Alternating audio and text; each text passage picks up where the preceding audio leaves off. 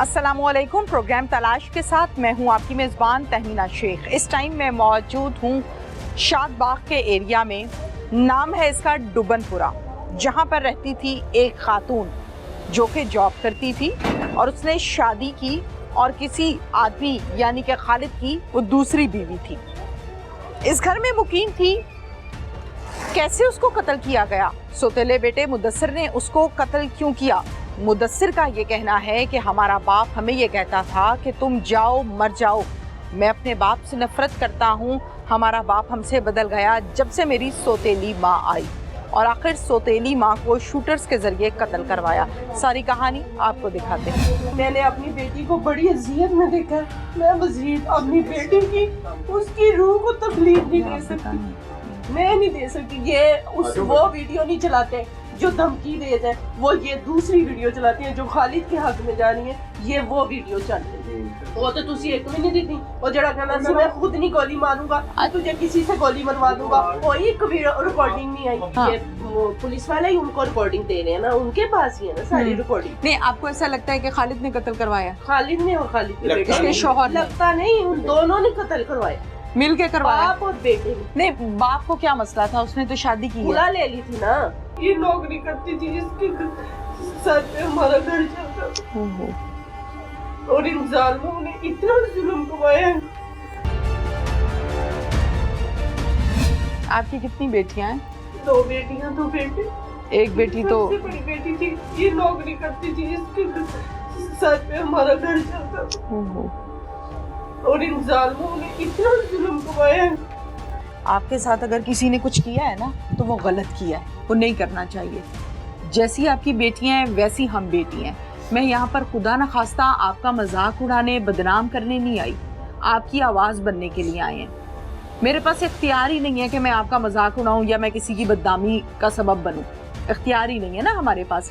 आपका जो दुख है वो मैं समझ सकती हूँ कि आप पर क्या बीत रही है। ज़ाहिर है हमारे घरों में भी माएँ हैं ना, आप भी एक माँ है, मैं समझ सकती हूँ। खालिद ने कत्ल करवाया? खालिद ने करवाया। खुद करवाया है? खालिद ने अपने बेटे के साथ मिलकर बाप और बेटे ने करवाया। मैंने अपनी बेटी को बड़ी अजियत में देखा। मैं मजीद अपनी बेटी की उसकी रूह को तकलीफ नहीं दे सकती।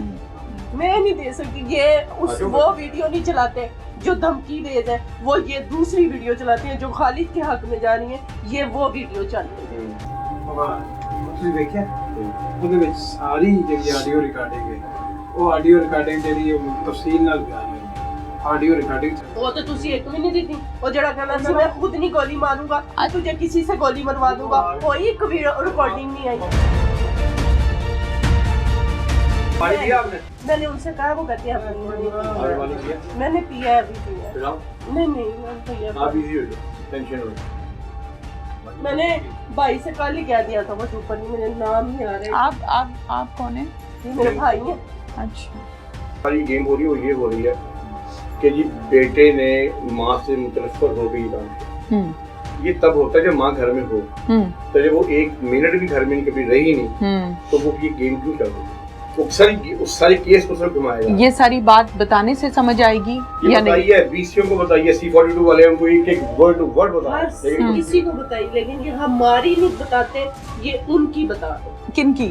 पुलिस की? नहीं हाँ। ये पुलिस वाले ही उनको रिकॉर्डिंग दे रहे हैं ना, उनके पास ही है ना सारी रिकॉर्डिंग। नहीं, आपको ऐसा लगता है कि खालिद ने कत्ल करवाया? खालिद ने और खालिद के बेटे इसके ने। शौहर ने? लगता नहीं, उन दोनों ने कत्ल करवाया, मिल के करवाया। बाप और बेटे ने। नहीं, बाप को क्या मसला था? उसने तो शादी की है। खुला ले ली थी ना, मेरी बेटी ने खुला ले ली थी उससे। खुला अच्छा। हो गई हुई थी और खुला के बाद उसने उसका मर्डर मैडम, कितना करवाया। अरसा हो गया था खुला को? 6 महीने हो गए खुला को, 6-7 अलहदगी महीने। वो सुबह काम पे जाती, शाम को अपने घर आ जाती थी, वो अपने घर चला जाता। ठीक है, ये बात है। हाँ। और वो जी अब ये तो वो मीडिया में बता ही नहीं रहे कि उसको खुला हो गया।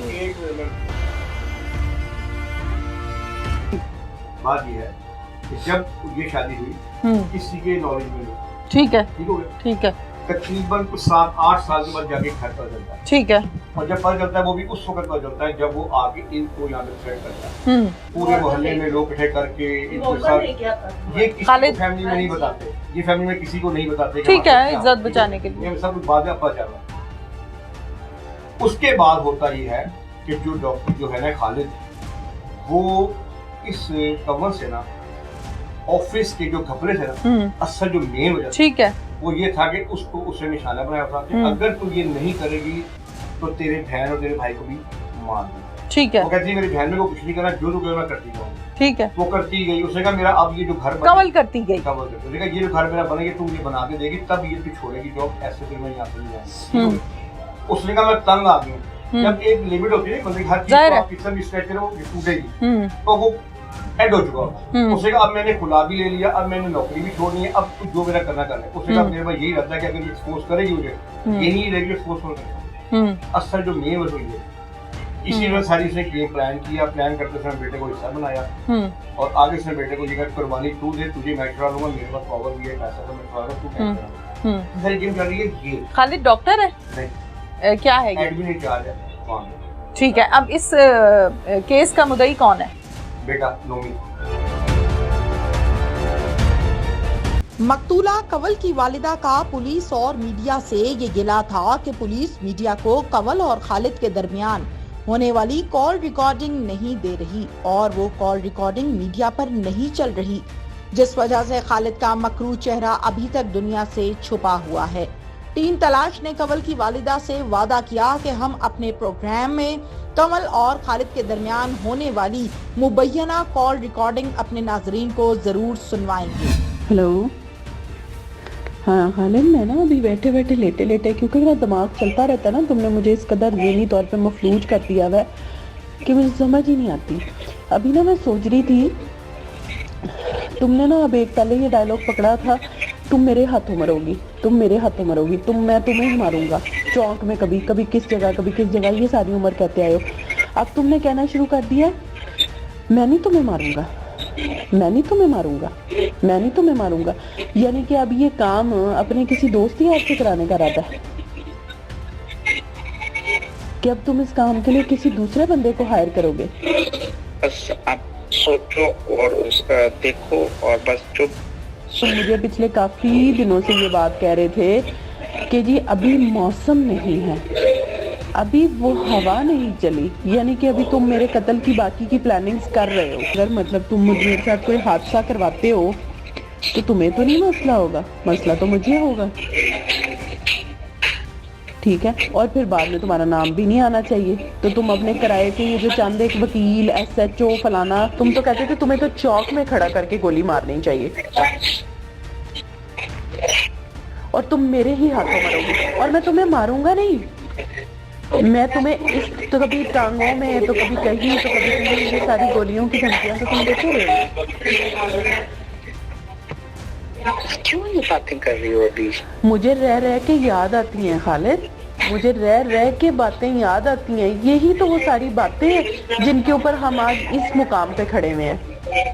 मर तो एक दिन जाना ही है, चाहे अगर खालिद की गोली से मरना लिखा है तो खालिद की गोली से ही मरना है। तुम खालिद की गोली से मरोगी।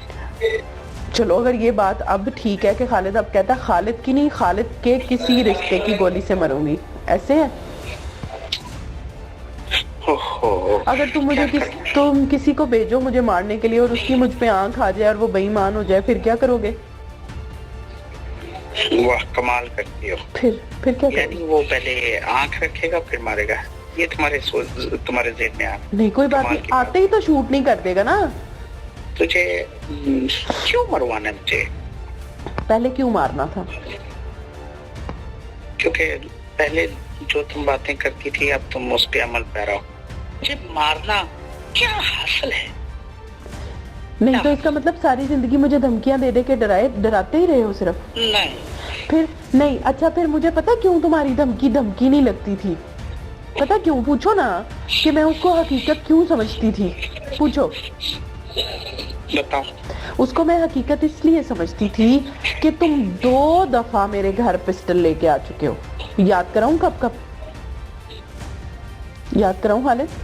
तो मैं तब मेरी बात सुनो, तब चलाने के लिए था, ये भी ध्यान में रखो। तुम्हारी मेहरबानी, जियो और जीने दो के असूल पे काम करो। अगर तुम्हें इतनी स्टेज में इतना टाइम गुजर चुका है तो फिर ऐसा करो कि मुझे हक दो। ठीक है, ठीक है, मैं तुम्हारी बीवी बनती हूँ, फिर जिससे अपनी पहली बीवी रखी मुझे भी रखो, मुझे भी घर लेकर दो, मुझे भी साइकिल दो, सब कुछ दो। ठीक है। कहता क्यों दूं, ना तुम्हें रखना है ना तुम्हें छोड़ूंगा। आगे उसको ये बात करता था उसके बाद उसने इस अरसे के दौरान जब काफ़ी तब लड़ाई हुई, उस लड़ाइयों के दरमियान में उसने उसको तलाक दी। उसमें जब तलाक दे दी उसमें उसने विटनेस भी डाली हुई है और उसके बाद खुद ही उसे डिनाई कर गया जी कि मैंने तलाक तो नहीं, जो तो मजाक था। मतलब उसके लिए हर चीज़ मजाक है, दीन है, क्या चीज़ वो मजाक था। उसके बाद उस लड़की को ज़हन में ये बात आ गई कि मेरे पास ये राइट है कि मैं खुला ले सकती हूँ। उसने फिर वो खुला लिया। जब वो ले लिया उसने कहा कि अभी मैं इसको ऑफ द रिकॉर्ड रखती हूँ, सिर्फ इसको जब बहुत ज़्यादा तंग करके तो सामने से रखूँ कि भाई अब तुम्हारा मेरा कोई रिश्ता नहीं है तो तुम मुझे थ्रेट नहीं कर सकते। उसी दौरान से कहा मैं जॉब छोड़ रही हूँ। अब उस जब दौरान ये जॉब छोड़ने का मसला आया, इनके झगड़े काफ़ी ज़्यादा बढ़ना शुरू हो गए। उसी दौरान वो इनके घर आके इनको सेट करना शुरू हो गया। तब इनके घर वालों को पता चला कि ये तो मसला ये हुआ हुआ। वो घर वालों को, भाई को धमकाया, बहन को धमकाया, माँ के सर के ऊपर पिस्टल रखा कि मैं तुम्हारी बेटी को मार, तुम्हें भी मार दूंगा।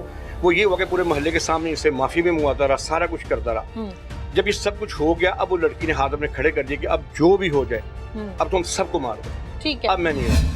कंवल के घर पर हम इस टाइम मौजूद हैं। कंवल की जो वालिदा है वो इस पोजीशन में नहीं है कि बात कर सकें। जाहिर है जवान बेटी को अपनी आंखों के सामने इस दुनिया से बेरहमी के साथ जाते हुए देखा।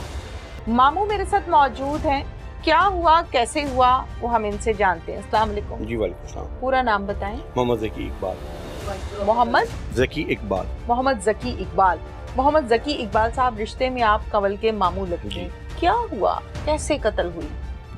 ये मैडम इस तरह हुआ कि अरसा कुछ 10-11 साल पहले इस बच्ची के साथ उसने निकाह किया, लेकिन किसी के नॉलेज में बात नहीं थी। ठीक है। ना फैमिली के ना किसी और के, कोई विटनेस नहीं थी, कोई कुछ नहीं थी। अपने ही उसने 2 दोस्तों के साथ उसको हरासा करके जिस तरह भी किया उसके साथ उसने निकाह कर लिया। उसको डराया थमाया। एक बच्ची थी, आपको पता जिस एज में उस टाइम में थी, और इस वक्त जो इस मिडिल क्लास की लड़की जो ट्रैप हो जाती हैं, वो बच्ची ट्रैप हो गई उसके हाथों। वो उससे चलता रहा। उसके बाद फिर हॉस्पिटल में जाके उससे अपना जो मेन मकसद था वो ये था कि इस लड़की के थ्रू मैं यहाँ से पैसा अर्न करूँ। वो करता रहा। उसकी बहन को, भाई को मारने की धमकियाँ दे देकर उससे खाता रहा। एक घर बना ले, दूसरा बना ले, सब कुछ। अगर हिरास करके ये निकाह हुआ था तो फिर इस निकाह को खत्म करने के लिए कोई एफर्ट्स नहीं की गई? अगर कंवल एग्री नहीं थी तो वो उस वक्त होता कि जब उसको वो रिलीज करता, उसने तो उसको अपने हिसाब से निकलने नहीं ना दिया। हर वक्त डरा के धमका के रखना। बहन भाइयों को जब आपने गन पॉइंट पे रखना है कि जी मेरे ये तेरे भाई भी मेरे निशाने पर, तेरी बहन भी है, तेरी माँ भी है, डरा के वो क्या करेगी? मतलब जो कहेगा मानती जाएगी। इस खौफ के बारे में पुलिस को या बड़ों को किसी को इन्फॉर्म नहीं किया, ना अपनी मदर को, ना सिस्टर को, ना किसी को नहीं। ठीक है। वो इससे चलता रहा। वो सिस्टम एक हर चीज की लिमिट होती है। अब इतना सा गुजरने के बाद जब उसने कहा कि यार ये हर काम ही उससे गलत कराता जा रहा है, और उसके बाद ना उसने कहा ठीक है, अगर तूने इतनी स्टेज में इतना टाइम गुजर चुका है तो फिर ऐसा करो कि मुझे एक हक दो। ठीक है, मैं तुम्हारी बीवी बनती हूँ, फिर जिससे अपनी पहली बीवी रखी मुझे भी रखो, मुझे भी घर लेकर दो, मुझे भी साइकिल दो, सब कुछ दो। ठीक है। कहता क्यों दूं, ना तुम्हें रखना है ना तुम्हें छोड़ूंगा। आगे उसको ये बात करता था। उसके बाद उसने इस अरसे के दौरान जब काफी तब लड़ाई हुई, उस लड़ाइयों के दरमियान में उसने उसको तलाक दी। उसमें जब तलाक दे दी उसमें उसने विटनेस भी डाली हुई है और उसके बाद खुद ही उसे डिनाई कर गया जी कि मैंने तलाक तो नहीं, जो तो मजाक था। मतलब उसके लिए हर चीज मजाक है, दीन है, क्या चीज वो मजाक था। उसके बाद उस लड़की को ज़हन में ये बात आ गई कि मेरे पास ये राइट है कि मैं खुला ले सकती हूँ। उसने फिर वो खुला लिया। जब वो ले लिया उसने कहा कि अभी मैं इसको ऑफ द रिकॉर्ड रखती हूँ, सिर्फ इसको जब बहुत ज़्यादा तंग करके तो सामने से रखूँ कि भाई अब तुम्हारा मेरा कोई रिश्ता नहीं है तो तुम मुझे थ्रेट नहीं कर सकते। उसी दौरान से कहा मैं जॉब छोड़ रही हूँ। अब उस जब दौरान ये जॉब छोड़ने का मसला आया, इनके झगड़े काफ़ी ज़्यादा बढ़ना शुरू हो गए। उसी दौरान वो इनके घर आके इनको सेट करना शुरू हो गया। तब इनके घर वालों को पता चला कि ये तो मसला ये हुआ हुआ।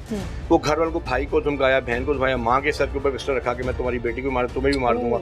वो ये हुआ कि पूरे मोहल्ले के सामने इससे माफी में मुआता रहा, सारा कुछ करता रहा। जब ये सब कुछ हो गया, अब वो लड़की ने हाथ अपने खड़े कर दिए कि अब जो भी हो जाए अब तुम सबको मार दे। ठीक है, अब मैं नहीं रहूँ। अब उसके ज़हन में बात आ चुकी थी, क्लियर हो चुका था उससे कि अब ये गई तो ये समझ लो कि मैं एक्सपोज हो गया। अगर मैं हो गया तो मेरा पीछे कुछ भी नहीं बचेगा, मेरी फैमिली में भी मैं खत्म हो जाऊंगा और वैसे भी। इसीलिए उसने फिर ये सारा प्लान किया और अपने बेटे को हिस्सा बनाया उस प्लान का, जो भी ये सारी असल ये कहानी है। ठीक है, अब ये बताइए कि आप खालिद के मुताल्लिक क्या कहते हैं, उसका क्या स्टेटस है, क्या व्यूज है? उसके बीच तो कुछ नहीं है। उसके बीच तो यही कि मेरे बेटे से गलती हो गई। अब बेटा सब कुछ अपना समझ के बाप की सके वो कुर्बानी देने के लिए तैयार होगा कि ठीक है जी मेरे बाप बच्चे, लेकिन इस तरह नहीं होता। ऊपर अल्लाह की जात बैठी है, वो गफूर रहीम है, जिससे यहाँ तक पहुँचाए वो आगे भी लेकर जाएगा। आपको क्या लगता है ये कत्ल खालिद ने करवाया अपने बेटे? बिल्कुल सर, ऑब्वियसली। क्यों तो नजर आता है उसकी रिकॉर्डिंग से, बच्ची की देख लें, वो मरने से पहले जो रिकॉर्डिंग करके गई है, जो सेम आपकी हमारी एफआईआर बोल रही है ना, वो वही वर्डिंग अपनी रिकॉर्डिंग में कह के गई है कि मुझे अब ये लगता है तुम मुझे खुद नहीं मारोगे, मुझे किसी किसी से मरवाओगे, वो क्लियर वर्ड्स में बात कह रही है। तो जिस मरने वाले को जब ये बात खुद कह रही है, इट्स मीन कि उसको ये चीज का पता है और उसको यकीन हो चुका था कि ऐसा होगा, और वैसे ही हुआ। खालिद के साथ कंवल की शादी को कितना अरसा हुआ था? तकरीबन 10 से 11 साल। 10 से 11 साल। ये 10 से 11 साल का अरसा इकट्ठे रहते थे? नहीं, आज तक नहीं, एक मिनट से घर पे नहीं रही। इकट्ठे नहीं रहे? नहीं, ये तो अपने घर में रहती थी। कंवल यहाँ रहती थी और खालिद अपनी पहली बीवी के साथ रहता था। इनका झगड़ा आपस में कब स्टार्ट हुआ? स्टार्ट से ही या झगड़ा तो शुरू से ही था। वो पहले अकेले था, बाद में फैमिली से शुरू हो गया। जब फैमिली को पता चल गया, फिर वो इनके घर भी आके शुरू हो गया। क्या कंवल पहली बीवी के घर जाती थी? नहीं, कभी भी नहीं गई। कभी भी नहीं गई थी। अब ये देखना, बच्चे का फीस देना जी, फीस से जी मुझे ऐसे करना, मुझे डी ग्रेड करना, ये सब क्या स्टोरी है। उसके लिए उस बंदे का वहाँ होना जरूरी है। मुदस्सिर का क्या किरदार है इस सारी कहानी में? क्या मुदस्सिर यहाँ पर आप लोगों के घर अपनी माँ से मिलने आता था? नहीं आता। सेट करने जरूर आया हुआ है, इनको धमकाने, उसका भाई दूसरा समर भी और ये भी। अच्छा। बल्कि इवन कि उनकी जो मिसिज है इरम, वो भी आती थी। वो अपने भाइयों को लाके भी इनको धमकाती रही है। ये सब बातें अब सब सामने आ रही हैं। ठीक है, तो मुदस्सिर जब आया था तो आगे थ्रेट करके क्या डिमांड थी उसकी? कुछ नहीं, कि समय छोड़ दो, यहाँ से निकल जाओ, हम तुम्हें मार देंगे। कहाँ से निकल जाओ? मेरे बाप की जिंदगी से निकल लेकिन जाओ। ये घर तो आप लोगों का है ना? जिंदगी से निकल जाओ। अच्छा। उसने कहा कि मैं तो खुद तुम्हारे बाप से जान छुड़वाती हूँ, मुझे जान छुड़वा दो। वो तो खुद हाथ जोड़ती थी, लेकिन कौन सुनता था उसकी। ठीक है, अब आप लोगों का मुतालिबा क्या है? हमारा मुतालिबा ये है कि जो भी इस चीज़ है, इससे देखा जाए और जो असल हकाइक के मुताबिक जो इंसान कसूरवार है उसको बीच में इन्वॉल्व किया जाए और उसको सजा दी जाए। उसको आपके नजदीक हकीकत क्या है? आपके घर का मामला है, आपकी बेटी गई है, आप क्या समझते हैं कौन है कसूरवार? जो मुल्जिम है वो तो पुलिस ने पकड़ लिया, मुदस्सिर। जो शूटर है वो भी पुलिस ने पकड़ लिया, लेकिन पीछे जो प्लानर है वो तो वही है। ठीक है, देखिए एक बच्चा जिसको जो खुद इस वक्त डिपेंडेंट है, खुद स्टूडेंट है, वो इतने पैसे कहाँ से जनरेट कर रहा है? कॉमन सेंस की बात है, वो कहाँ से पैसे जनरेट कर रहा है? इतना पॉकेट मनी नहीं है, कुछ नहीं है, कहाँ से कर रहा है? वो सब ऑब्वियसली इसका फादर कर रहा है। थाने चलते हैं और मुल्जिम से बात करते हैं। जब हमें डिग्रेड करती थी या कुछ भी करवाती थी तो वालिदा कहती थी सब्र करो। वालिदा तो बहुत नेक खातून है। बस गलती हो गई हमसे, दोस्तों के वो ये जो शूटर थे मेरे पास 2020 कब से ये रंजिशें दिल में चल रही है? 2020 से चल रही है। 20 से चल रही है, 23 आ गया मतलब 3 साल। जी। कब ये जहन में ख्याल आया कि इसको मार दो? 2020 में मेरे घर में शूटर्स जो थे ना वो काम करते थे, मजदूर थे, वो मकान बना रहे थे हमारा ना, तो उनसे मैंने बात फ्रेंडशिप हो गई, उनसे बात शेयर की, डिस्कस की, तो उन्होंने कहा कि जो है ना आप जो है ये करो, अपनी वालिदा को ना मरवा दो तो ठीक हो जाएगा सब। तो उस टाइम उन्होंने 3 लाख रुपया डिमांड की, वो था नहीं। 20 की बात है? 2020 की बात है। अच्छा। तो वो मेरे पास 2-3 लाख रुपया था नहीं, तो 2023 में मैंने थोड़े थोड़े करके पॉकेट मनी और यहाँ वहाँ से इकट्ठे किए पैसे, तो 1.5 लाख रुपया मेरे पास हुआ। तो मैंने उन्हें फिर पैसे दिए, उन्हें फ़ोन को कॉन्टेक्ट किया, फिर मैंने उन्हें पैसे दिए और फिर उन्होंने ये काम कर दिया। ठीक है, कैसे किया? क्या सिनेरियो बनाया, क्या प्लान बनाया? बस उन्होंने मुझे ये कहा था पैसे कितने दिए आपने? मैंने उन्हें लाख रुपया दिया पहले, फिर उन्हें बाकी मैंने कहा था बाद में मैं थोड़े थोड़े करके दे दूँगा, तो उन्होंने कहा ठीक है। इस सारी बात का आपकी वालिदा को पता था? किसी को भी नहीं पता था, ये तो पुलिस ने जब हमें पकड़ा तो फिर पता चला, फिर कोई ना मिलने आता है ना कोई। आपको मिलने नहीं आती आपकी वालिदा? ना वालिद ना वालिदा ना बहन भाई, कोई भी नहीं आता।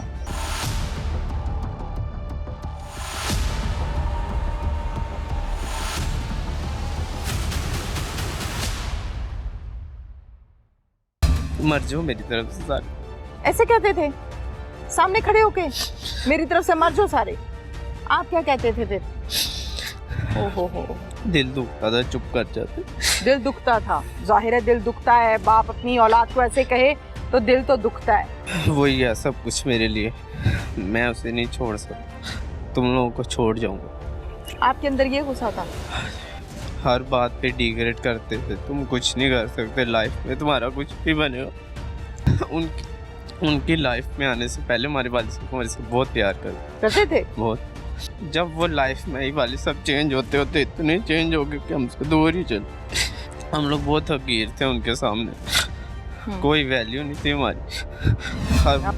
सिफाक मुल्जिम हमारे साथ इस टाइम मौजूद है, इसने क्या किया, कैसे किया, ये तमाम डिटेल्स हम जानते हैं। इससे पूरा नाम क्या है? मुदस्सिर खालिद। मुदस्सिर खालिद, मुदस्सिर जरा मुंह पर कर लो, बहादुरों की तरह, उस बहादुर बेटे की तरह जिसने अपनी माँ को कत्ल करवाया। सौतेली माँ। सौतेली माँ को, माँ तो थी ना? सौतेली। जरा कैमरे की तरफ मुंह कर लो और आवाज ऊंची कर लो। पूरा नाम क्या है? मुदस्सिर खालिद। मुदस्सिर खालिद। मुदस्सिर क्या करते हो? मैं स्टडी करता हूँ, ग्रेजुएशन कर रहा हूँ। ग्रेजुएशन कर रहे हो अभी? उम्र कितनी है? 21 साल। 21 साल। अब्बा ने दूसरी शादी की है? जी। आपकी वालिदा कहाँ है? हयात है? जी हयात। दूसरी शादी खैरियत से हुई थी या क्या मसला था? पता नहीं, 2013 में की थी वालिद साहब ने, तब हम बहुत छोटे थे। अच्छा, आप बहुत छोटे थे उस टाइम। कितने से थे? 5-6 साल का। बहुत छोटे थे। तो इकट्ठे रहते थे? सारा घर इकट्ठे रहता था? हाँ जी। आपकी वालिदा और ये वाली वालिदा वो अलग थी, रहती। अलग रहते थे? जी। आपकी वालिदा का क्या नाम है? हमारी वालिदा का नाम? जी मैं नहीं बता सकता। नहीं बता सकते? जी। अच्छा, कितने बहन भाई हो? 5 बहन भाई। 5 बहन भाई हो। शादीशुदा? नहीं सारे? नहीं, बड़े भाई की शादी हुई है, वो अलग रहते। अच्छा, और अब मुझे ये बताओ कि सौतेली वालिदा, जी, क्या रंजिश थी आपकी उनसे? बस हमारे वालिद साहब को उन्होंने हमसे छीन लिया था। अच्छा। 2020 में हमारे वालिद साहब हमें छोड़ के चले गए थे। कहाँ? उनके पास। कहाँ पर घर था उनका? उनका घर यहाँ पे 80 फुट पे है कहीं। अपना घर था किराए का? नहीं, वालिद साहब का घर था वो। अपना घर जी। था। अच्छा, वालिद साहब 2020 में आप लोगों को छोड़ के वालिदा के पास चले जी। गए। फिर हमसे कभी कभार मिलने आते थे, वो भी बस गुस्से में, और हमें ज़्यादा ठीक से बुलाते नहीं थे। बस फिर क्या रंजिश थी वालिद साहब से आप लोगों की? कोई रंजिश नहीं, बस ये था कि हमारे वालिद साहब हमें छोड़ के चले गए थे।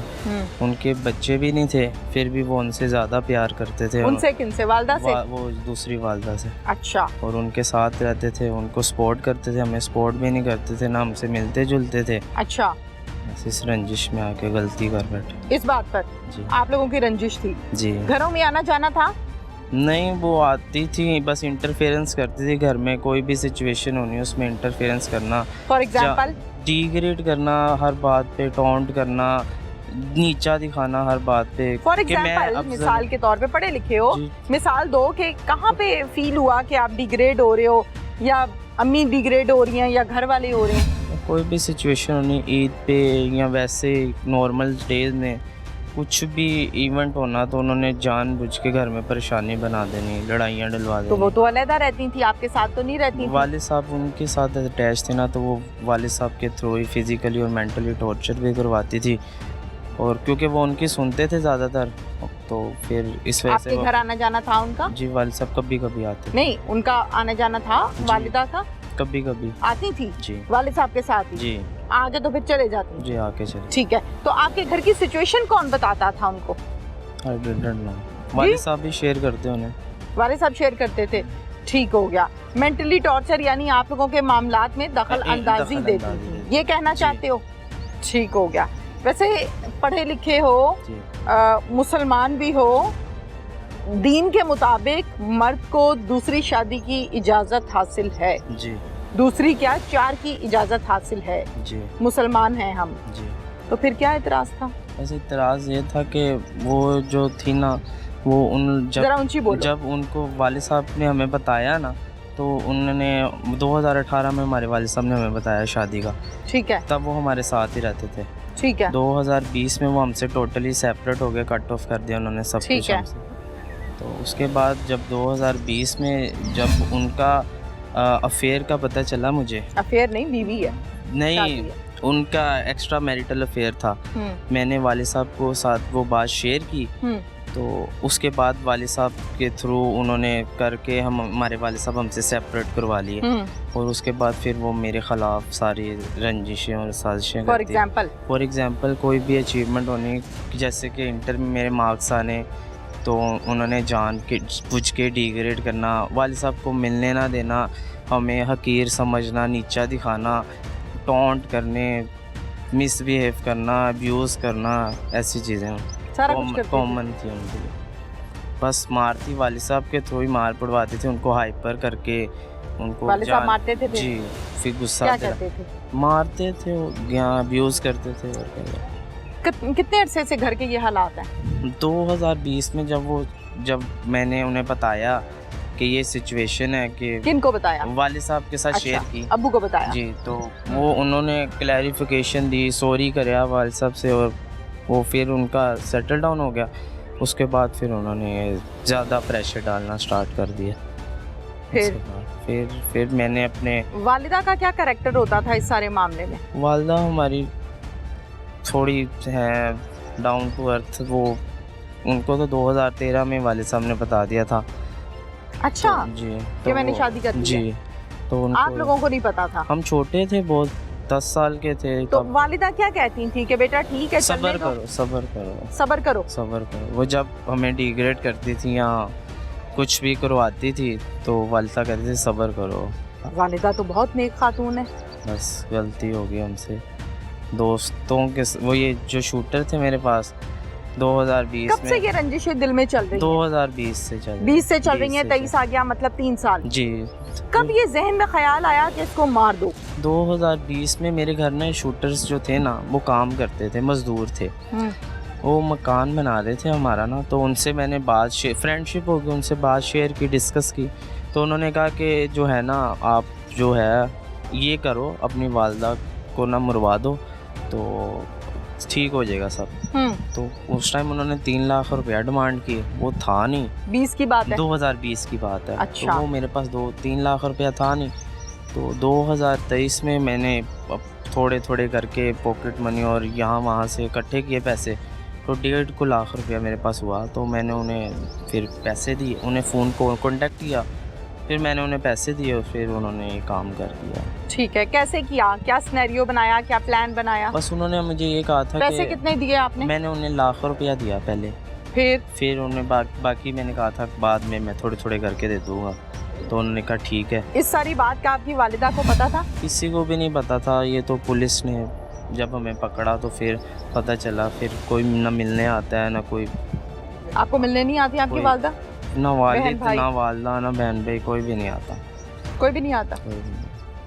अच्छा, मुझे इस बात का जवाब दो कि जिस दिन शूटर को प्लान किया होगा कि मार दो, वो क्या प्लानिंग थी? बस शूटर्स ने कहा था कि आप जो है ना जब वो निकलें अपने से काम निकले? से तो आप हमें कॉल पे कांटेक्ट कौन करके दूसरी वालदा जब काम से निकले। जॉब करती थी? जी वो क्या? जॉब वालिद साहब के साथ ही होती थी। वो 24 घंटे जहाँ पे वो जॉब करते थे वहीं वो जॉब। क्या जॉब थी उनकी? वो एज अ रिसेप्शनिस्ट थी। और वालिद साहब कहाँ जॉब करते थे? वो हॉस्पिटल ही जॉब करते थे दोनों अगर। तो उन्होंने कहा था जब वो निकलें तो आप हमें कांटेक्ट करना, हमें बता देना कि वो निकल गई हैं। तो मैंने उन्हें कांटेक्ट करके बता दिया कि वो निकल गई हैं। फिर 10 से 15 मिनट बाद कॉल आती है कि वो ऊंची बोलो कि वो उनको गोली मार गए। घर आके गोलियां मार दी उनको? हाँ जी। घर पर ही? नहीं, आउटसाइड ही, घर के बाहर ही कहीं। जब वो घर से बाहर निकली? नहीं, जब वो जा रही थी घर, वापस जा रही थी? वापस घर जा रही। अच्छा, साथ और कौन था? उनके मेरे ख्याल से भाई थे साथ। उनको भी लगी गोलियां? नहीं, सिर्फ वालदा एक ही गोली लगी। कहाँ पर मारी? सर पे लगी। और मौके पर डेथ हो गई? नहीं, 8 से 10 दिन जब वो गिर गई, वालिद साहब को पता चला तो उन्होंने रेस्क्यू टीम के साथ जाके उनको रिकवर किया। फिर वो 8 से 10 दिन वो कोमा में नहीं, और सारा ख़र्चा और सारे लवाजमात वालिद साहब ने किए। तो फिर वो 9th को या 10th को उनकी वफ़ात हो गई हॉस्पिटल में? हाँ जी, हॉस्पिटल में। ठीक है, और आपको पुलिस ने कहाँ से पकड़ा? मुझे पुलिस ने मुझे इधर से ही पकड़ा, मैं खुद आया था। अच्छा, मुझे इस बात का जवाब दो कि वालिदा को जब गोलियां मरवाई हैं जी। तो उसके बाद शूटर्स ने कॉल करके आपको बताया कि काम हो गया है? नहीं, शूटर्स ने नहीं बताया। फ़ोन आ गया था वालिद साहब को और पूरे स्टाफ को एकदम के गोली लग गई उन्हें। स्टाफ को कांटेक्ट हुआ, स्टाफ के साथ कांटेक्ट हुआ और वो वहाँ पे। आपको कैसे पता चला? मैं वहीं पे था। आप वहीं पर? मैं उसी टाइम वहीं पे था। आपकी वालिदा को जब पता चला, जो आपकी सगी माँ हैं, उन्होंने फिर आपको क्या रिएक्शन दिया, क्या रिस्पांस दिया? मैं तब तो यहाँ पे था जब उन्हें पता चला। फिर उन्होंने कोई मतलब कोई कांटेक्ट नहीं हुआ पीछे, फैमिली के साथ कोई आया नहीं मिलने, यहाँ वैसे कोई नहीं। सही हुआ है गलत हुआ है? सही हुआ, बस गलती सही हुआ है? गलत की सज़ा गलत ही होनी चाहिए। ये काम सही हुआ है या गलत हुआ है? गलत हो गया। गलत हो गया। सुतेली सही, माँ तो है ना जी, रुतबा तो माँ का है ना जी। आपने क्या कर दिया माँ के साथ? बस छोटे थे ना, गलती हो छोटे थे? छोटे तो नहीं हो, जवान आदमी हो, छोटे कहाँ से हो? गलती हो। छोटे बंदा शूटर्स को हायर करके माँ को कत्ल करा रहा है, जी। ये कैसे छोटे हो तुम? बस उस टाइम जहन में नहीं आई ये ख्याल की गलत कर। एक पल को तो सोच लेते कि मेरे बाप ने निकाह करके हलाल किया है, मेरे बाप ने नाजायज नहीं किया, हरामकारी नहीं की है, हलाल किया है, सोच लेते ना। जी, मेंटली प्रेशर में आके ये सब कुछ किसने प्रेशर किया था? बस उनकी एक्टिविटीज ने ना। फॉर एग्जाम्पल मैं वही तो एक्टिविटीज जानना चाहती हूँ, ऐसी क्या थी जिसने बेटे को कत्ल पर आमादा कर दिया? वालिद सब कट ऑफ कर गए हमसे, हमारे साथ कोई कांटेक्ट तो नहीं अब्बू था। को समझाते बिठा के कि अब्बू हम आपको मिस करते हैं, आप घर क्यों नहीं आते? बहुत दफा कहा था, बस वो कहती थी कि बस जो है सो मैं हूँ। बच्चे भी हैं वहाँ पे, बहन भाई भी हैं कुछ आपके? भी नहीं है उनकी तरफ। यही तो इशू था कि ना उनकी तरफ उनकी जो फैमिली थी ना बेसिकली, उनकी वालदा, उनकी सिस्टर्स, उनके जो ब्रदर हैं दो, वो जो थे ना वो सब मिलके ना वाले साहब को हमारे खिलाफ उकसाते थे, तो जिसकी वजह से वो फिर हमें पसंद नहीं करते थे। बस यही इशू। ज़ाहिर है बच्चों का दिल भी दुखता है, जब बाप ऐसा सलूक करेगा तो बच्चों का दिल तो दुखेगा ना। क्या सलूक करते थे अब्बा? रोना नहीं है क्या? बताओ ना, खुल के बताओ, क्या सलूक करते थे अब्बा? चलो शाबाश बताओ, अब्बा क्या मारते थे, नफरत करते थे, क्या कहते थे? है बेटे के दिल में प्यार होता है, बाप के लिए उम्मीदें होती हैं, एक्सपेक्टेशंस होती हैं, तो क्या कहते थे अब्बू? क्या कहते थे? मर जाओ मेरी तरफ से सारे। ऐसे कहते थे सामने खड़े होके, मेरी तरफ से मर जाओ सारे? आप क्या कहते थे फिर? ओहो हो, फिर आप क्या कहते थे? दिल दुखता था, चुप कर जाते। दिल दुखता था, जाहिर है दिल दुखता है, बाप अपनी औलाद को ऐसे कहे तो दिल तो दुखता है। और क्या कहते थे? वही है सब कुछ मेरे लिए, मैं उसे नहीं छोड़ सकता, तुम लोगों को छोड़ जाऊंगा। छोड़ जाऊंगा? और छोड़। फिर एक दिन छोड़ दिया। आपके अंदर ये गुस्सा था? और क्या कहते थे?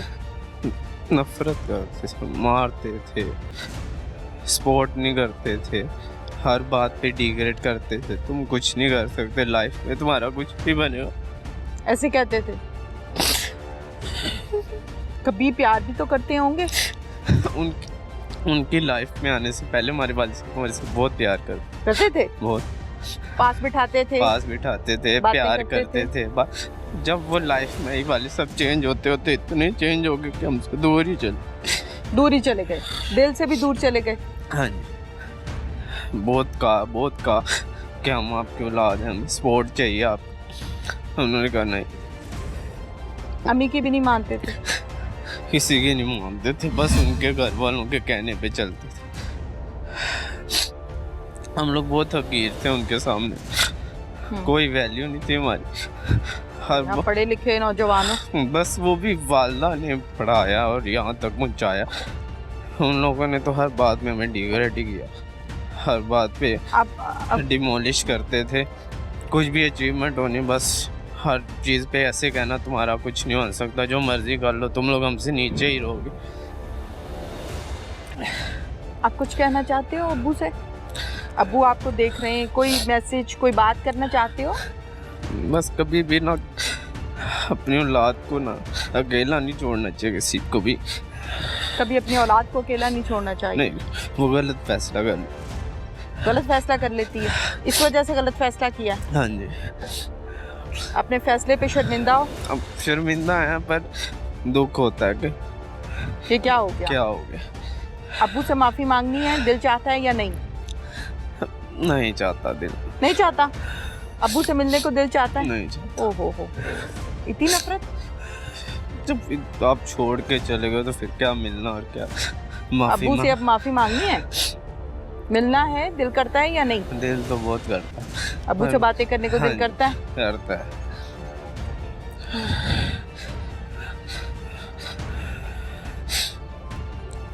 कुछ कहना है आपको? पुलिस इस हवाले से क्या कहती है, उनसे बात करते हैं। हम मुद्दई मुकदमा नुमान को साथ लेते हैं और उनके आने का रूट, जिस रास्ते से वो आए होते हैं, हम वो रूट चेक करते हैं अलशाफी हॉस्पिटल तक।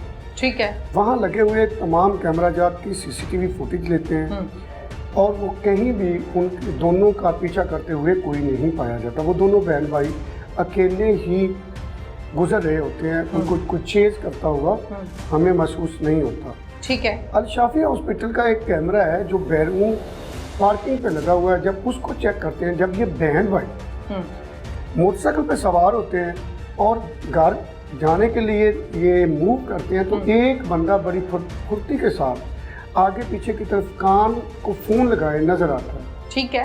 जो इस पर हम अपना फोकस देते हैं, जो पता चलता है कि अस्पताल के हमले से पता चलता है कि ये बंदा उनका जानने वाला है और कमल ज़ारा के खामद कमल ज़ारा जिसने खुफिया तौर पर खालिद मलिक से निकाह कर रखा था, उसकी पहली बीवी का सेकंड बेटा है। ठीक है। जो इसका नाम मुदस्सिर खान, आपका मुल्जिम मुदस्सिर।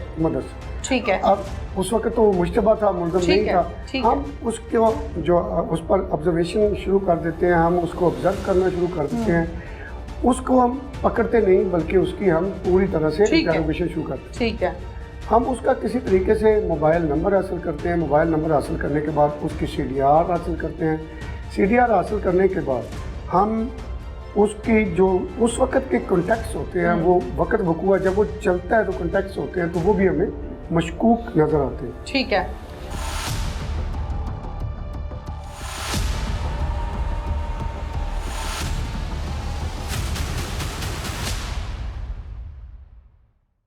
इंचार्ज इन्वेस्टिगेशन थाना सब्ज़ाजार उमर दराज साहब हमारे साथ इस टाइम मौजूद हैं। इस केस के हवाले से तमाम डिटेल्स हम जानते हैं उमर दराज साहब से। अस्सलाम वालेकुम जी। वालेकुम अस्सलाम जी, बिस्मिल्लाह। उमर दराज साहब, आपके पास इत्तला कत्ल की मौसूल कैसे हुई थी? 15 पे कॉल होती है कि एक खातून को सर में फायर लगा है। जो इस इत्तला पर मैं और SHO साहब मौका पर जाते हैं। ठीक है। वहाँ जाकर देखते हैं कि एक खातून जिसके सर में फायर लगा हुआ वो ज़मीन पर गिरी पड़ी है। उसका जवान साला भाई उसके पास मौजूद है। हम उससे जानते हैं कि क्या हुआ। उसने कहा कि मोटरसाइकिल पर 125 मोटरसाइकिल पर 2 बंदे आए हैं, मेरी बहन के सर में फायर मारकर जानब शमाल फरार हो गए। ठीक है। जो इस इत्तला पर हम फौरी तौर पर उस जो मजरूबा होती है कमल ज़ाहरा, उसको 1112 के ज़रिए मकामी हॉस्पिटल में भिजवा देते हैं। जो मेजर इंजर्ड होती है, फिर हम उसके भाई से पूछते हैं कि आप कहाँ से आ रहे हैं। वो बताता है कि हम दोनों बहन भाई अल शाफिया हॉस्पिटल इकबाल टाउन में जॉब करते हैं। ठीक है। हम वहाँ से आ रहे होते हैं और ये हादसा हो जाता है। इस हादसा हो जाने की वजह से हम उससे पूछते हैं आपका किसी से लेना देना, कोई दुश्मनी या जो लोगों ने आपको फायर किया है उन्होंने कोई डकैती की वारदात की नीयत से किया है, या उन्होंने कहा कि वो रुके बगैर हमें रोके बगैर हमें बुलाए बगैर ओनली सिंगल फायर करते हैं और फरार हो जाते हैं। ठीक है। जो ये target killing type case, blind murder type case शुरू हो जाता है, हम मुद्दई मुकदमा नुमान को साथ लेते हैं और उनके आने का रूट जिस रास्ते से वो आए होते हैं हम वो रूट चेक करते हैं अल शाफिया हॉस्पिटल पर। ठीक है। वहाँ लगे हुए तमाम कैमरा जात की CCTV फुटेज लेते हैं और वो कहीं भी उन दोनों का पीछा करते हुए कोई नहीं पाया जाता। वो दोनों बहन भाई अकेले ही गुजर रहे होते हैं, उनको कुछ चेज करता हुआ हमें महसूस नहीं होता। ठीक है। अल शाफिया हॉस्पिटल का एक कैमरा है जो बैरून पार्किंग पे लगा हुआ है। जब उसको चेक करते हैं, जब ये बहन भाई मोटरसाइकिल पे सवार होते हैं और घर जाने के लिए ये मूव करते हैं, तो एक बंदा बड़ी फुर्ती के साथ आगे पीछे की तरफ कान को फोन लगाए नजर आता है। ठीक है। जो इस पर हम अपना फोकस देते हैं, जो पता चलता है कि अस्पताल के हमले से पता चलता है कि ये बंदा उनका जानने वाला है और कमल ज़ारा के खामद कमल ज़ारा जिसने खुफिया तौर पर खालिद मलिक से निकाह कर रखा था, उसकी पहली बीवी का सेकंड बेटा है। ठीक है। जो इसका नाम मुदस्सिर खान, आपका मुल्जिम मुदस्सिर। ठीक है। अब उस वक्त तो मुश्तबा था, मुल्ज़िम नहीं था। हम उसको जो उस पर ऑब्जर्वेशन शुरू कर देते हैं, हम उसको ऑब्जर्व करना शुरू कर देते हैं। उसको हम पकड़ते नहीं बल्कि उसकी हम पूरी तरह से इंटरोगेशन शुरू करते हैं। ठीक है। हम उसका किसी तरीके से मोबाइल नंबर हासिल करते हैं। मोबाइल नंबर हासिल करने के बाद उसकी CDR हासिल करते हैं।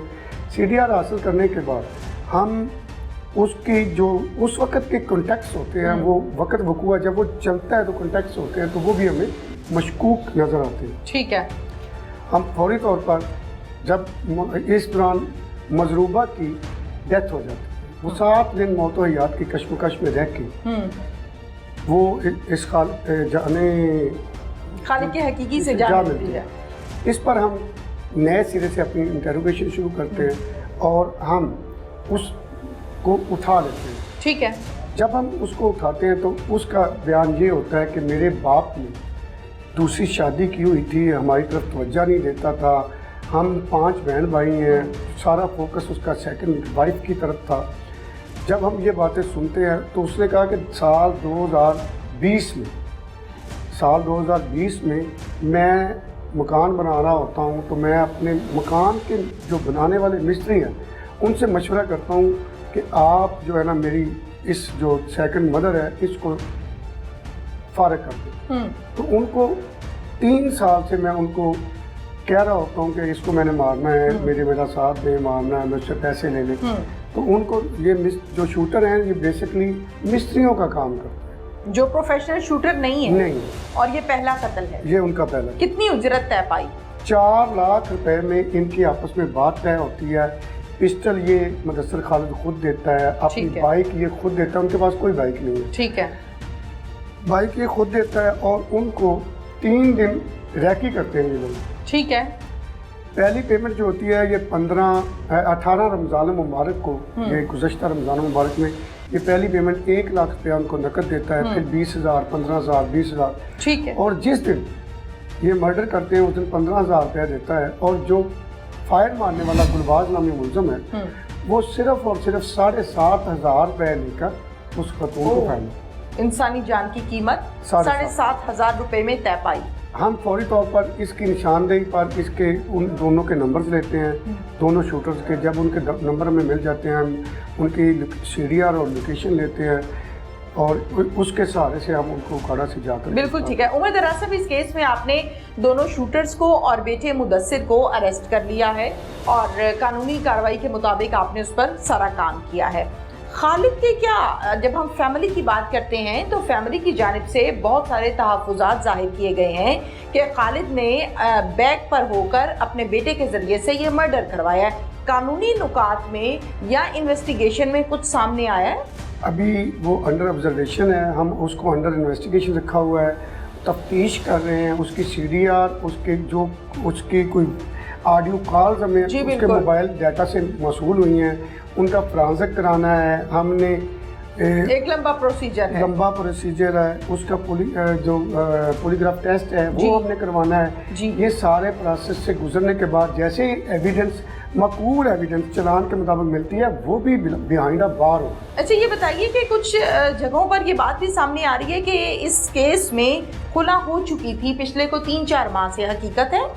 ये बिल्कुल सच है कि उन दोनों के दरमियान इस खातून ने पहले खालिद मलिक ने खुद तलाक दी थी, फिर रजू कर दिया गया था। ठीक है। जब रजू करने के बाद खातून को पता चला कि अब मुझे नहीं रखना चाहता तो खातून ने 1 साइडेड गलत एड्रेस लिखवाकर खुला ले ली हुई थी, जिसका सिर्फ खालिद मलिक को इल्म था, उसके बेटों को इल्म नहीं था जो इस कत्ल की वजह बनी। अगर बर वक्त उनको इल्म हो जाता कि ये मरी वालिद ने उसको तलाक दे दी हुई है तो शायद ये कत्ल ना हो। बिल्कुल ठीक है। ये भी बताइए उमर दराज साहब, ये घर जिसमें कवल रहती थी, जहाँ पर मुदय्यान से हमने भी बात की है, क्या ये घर कवल का है या ये शादी में गिफ्ट किया गया था खालिद की जानिब से कवल को?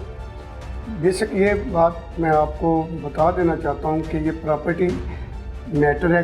ये मकान खालिद का था, खालिद ने उसको रजिस्ट्री करके दिया है, गिफ्ट नहीं किया। ठीक है। रजिस्ट्री करके इसका मतलब है खालिद ने उसके एवज पैसे वसूल किए होंगे या पैसे ज़बानी तौर पर वसूल कर लिए होंगे। ओके। लेकिन ये खालिद का मलकियत थी खालिद का। ठीक है, जो कि उसको ट्रांसफ़र कर दिया था। कर दिया गया। बिल्कुल ठीक है। Thank you very much. आज की कहानी में हमने ये देखा कि हमारे माशरे में शादियां तो कर ली जाती हैं, लेकिन शादियां करने के बाद क्या हर बीवी को उसके हकूक उसी तरह से दिए जाते हैं जिस तरह से दीन ने कहा है, जिस तरह से हमारे बड़े हमें बताते आए हैं। और मुसलमान होने के नाते हमें इन चीज़ों को सामने रखना चाहिए। आज के प्रोग्राम में जो चीज़ सामने आई वो ये है कि बाप का अपने बच्चों के साथ सलूक नारवा था। ये रंजिशें दिल में बैठती रहीं और फिर ये रंजिशें इस हद तक बढ़ गईं कि ये नफ़रतों में तब्दील हो गई और नफ़रतों के बाद ये बात ख़त्म हुई कत्ल पर आकर। तो तमाम वो हजरात जो शादियां करते हैं वो अपनी बीवियों के हकूक़ को प्रॉपर तरीके से इंसाफ के साथ अदा करें ताकि खुदा न खास्ता हमें इस किस्म के मसाइल का सामना ना करना पड़े। इसके साथ ही अपनी मेज़बान तहमीना शेख को इजाज़त दीजिए। अल्लाह हाफ़िज़।